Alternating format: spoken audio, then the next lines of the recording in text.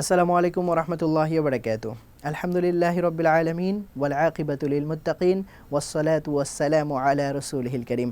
স্বাগত জানাচ্ছি তারবিয়া অনলাইন মাদ্রাসার পক্ষ থেকে শিশুদের প্রিয় নবী কোর্সটি নিয়ে আমি আব্দুল্লাহ আল মামুন আছি তোমাদের সাথে। আজকের এই ক্লাসে আমরা আলোচনা করব প্রিয় নবী মুহাম্মদ সাল্লাল্লাহু আলাইহি ওয়াসাল্লামের ইসলাম প্রচার সম্পর্কে। গত ক্লাসে আমরা দেখেছি কিভাবে রাসূলুল্লাহ সাল্লাল্লাহু আলাইহি ওয়াসাল্লামের কাছে ইসলামের প্রথম বাণী, মহান আল্লাহ তাআলার প্রথম বাণী হযরত জিবরাইল আলাইহিস সালাম কীভাবে নিয়ে এসেছিলেন এবং তিনি রাসূল সাল্লাল্লাহু আলাইহি ওয়াসাল্লাম কতটা ভীত সন্ত্রস্ত হয়েছিলেন এবং পরবর্তীতে তিনি তার এই ভয় কাটিয়ে উঠতে পেরেছিলেন। পরবর্তীতে তাকে আল্লাহ তাআলা আদেশ করেছেন ইসলাম প্রচার করার জন্য। তিনি গোপনে ইসলাম প্রচার করা শুরু করেছেন। প্রকাশ্যভাবে ইসলাম প্রচার তখনও শুরু হয়নি। তিনি গোপনে তার পরিবার পরিজনের মধ্যে যারা আছে এবং যারা তার খুবই কাছের ছিল তাদের কাছে ইসলাম পেশ করলেন, তাদের কাছে ইসলামের বাণীগুলোকে রাখলেন এবং তাদেরকে বুঝাতে সক্ষম হলেন যে তিনি মহান আল্লাহ তাআলার পক্ষ থেকে নির্বাচিত বা মনোনীত একজন বার্তাবাহক। তার এই কথায় বিশ্বাস করেছিলেন সর্বপ্রথম খাদিজা বিনতে খুয়াইলিদ রাদিয়াল্লাহু তাআলা আনহা, তার স্ত্রী। সর্বপ্রথম মুসলিম হয়েছিলেন তিনি মুসলিমদের মধ্যে অর্থাৎ আল্লাহ রসুল মুহাম্মদ সাল্লাল্লাহু আলাইহি ওয়াসাল্লামের প্রতি বিশ্বাস স্থাপনকারীদের মধ্যে সর্বপ্রথম ব্যক্তি ছিলেন, আর নারীদের মধ্যেও তিনি সর্বপ্রথম ছিলেন।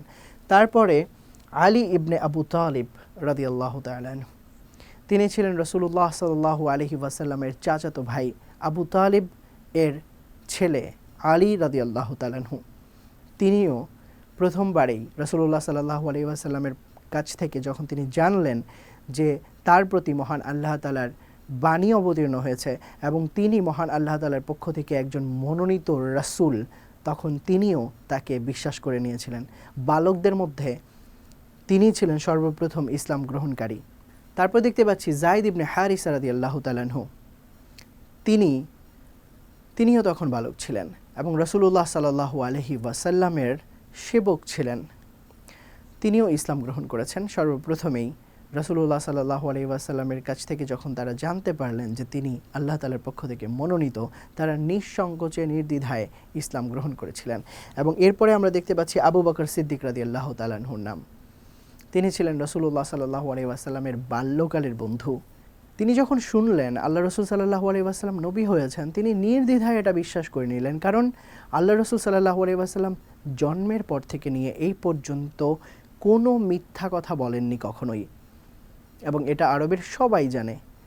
অতএব তিনি যে নবী হয়েছেন এই কথাটি বলছেন এটাও মিথ্যা নয়, যার কারণে তারা সবাই প্রথম বাক্যেই ইসলাম গ্রহণ করে নিয়েছিল।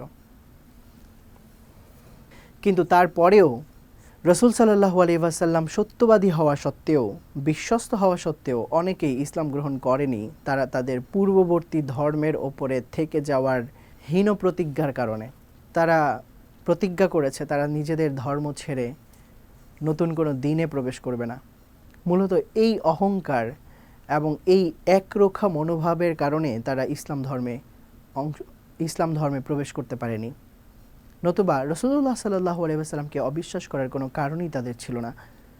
তারপরে মহান আল্লাহ তাআলা আল্লাহ রসুল সাল্লাল্লাহু আলাইহি ওয়াসাল্লামকে প্রকাশ্যে ইসলাম প্রচারের জন্য আদেশ করেছিলেন 3 বছর পরে। 3 বছর পর আল্লাহর নির্দেশে রাসূলুল্লাহ সাল্লাল্লাহু আলাইহি ওয়াসাল্লাম প্রকাশ্যে ইসলাম প্রচার শুরু করলেন।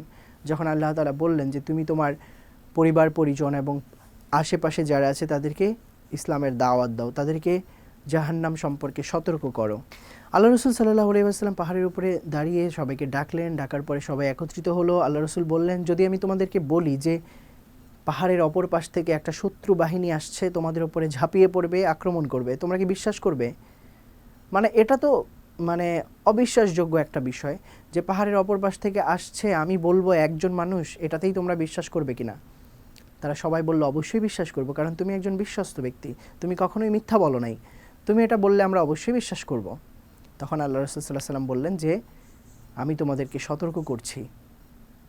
তখন তিনি আল্লাহ রসুল সাল্লাল্লাহু আলাইহি ওয়াসাল্লাম জাহান্নাম সম্পর্কে তাদেরকে সতর্ক করলেন এবং তিনি যে আল্লাহ তাআলার পক্ষ থেকে একজন মনোনীত রাসূল সেই বিষয়টা স্পষ্ট করলেন। কিন্তু তখনই শুরু হলো বিপত্তি।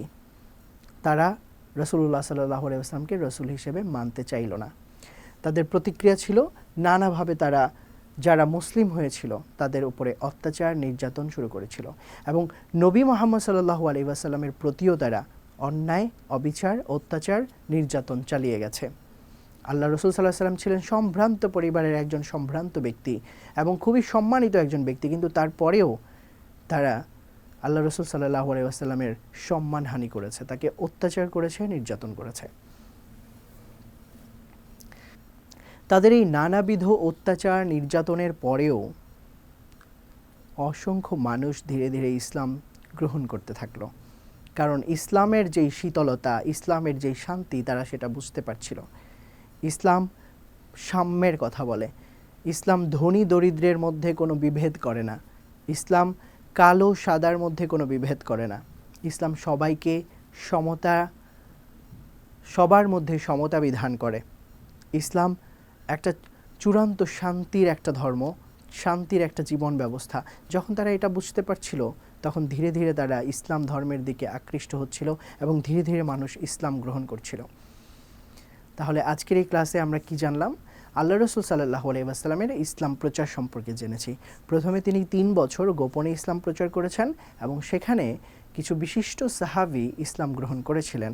তাদের মধ্যে রয়েছেন খাদিজাতুল কুবরা রাদিয়াল্লাহু তাআলা আনহা, যিনি রসুল সাল্লাল্লাহু আলাইহি ওয়াসাল্লামের স্ত্রী ছিলেন, এবং আলী রাদিয়াল্লাহু তাআলা আনহু, যিনি রসুল সাল্লাল্লাহু আলাইহি ওয়াসাল্লামের চাচাতো ভাই ছিলেন, যায়েদ ইবনে হারিসা রাদিয়াল্লাহু তাআলা আনহু, যিনি রসুল সাল্লাল্লাহু আলাইহি ওয়াসাল্লামের একজন সেবক ছিলেন, এবং আবু বকর সিদ্দিক রাদিয়াল্লাহু তাআলা আনহু, যিনি রসুল সাল্লাল্লাহু আলাইহি ওয়াসাল্লামের খুবই কাছের একজন বন্ধু ছিলেন।